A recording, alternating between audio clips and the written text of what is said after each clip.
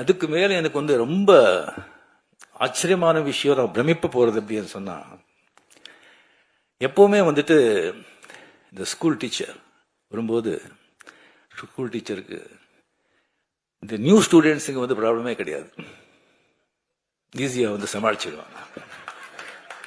இந்த பழைய ஸ்டூடெண்ட்ஸ் இருக்க பாருங்க,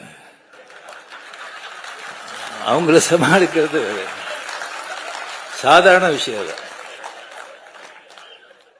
இங்க ஏகப்பட்ட பழைய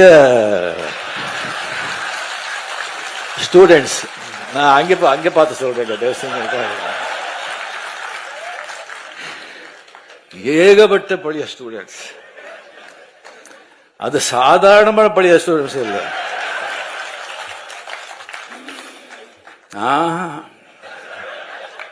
அசாத்தியமானவங்க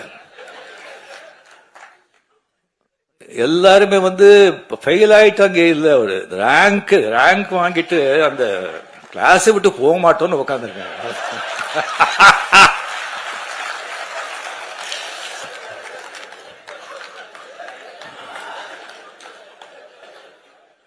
கலைஞரோட வந்து தம்பி சின்ன வயசுல இருந்தெல்லாம் பார்த்து இதுக்கு இருக்கிறவங்க வந்து அவங்களெல்லாம் சமாளிக்கிறது சாதாரண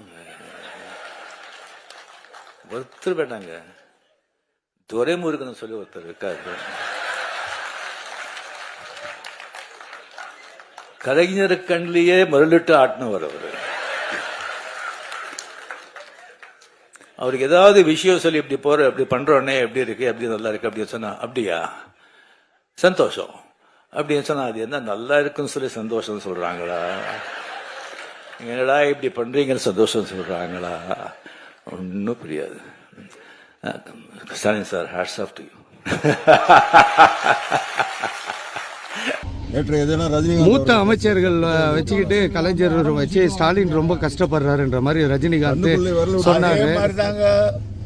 மூத்த நடிகர்கள் எல்லாம் வயசாகி போய் பல் உழுந்து போய் தாடி வளர்த்து சாகர நிலைகள்லாம் நடிக்கிறதுனால இளைஞர்களுக்கு வாய்ப்பு இல்லாமல் இருக்கான் சொல்றதுக்கு. அதே போல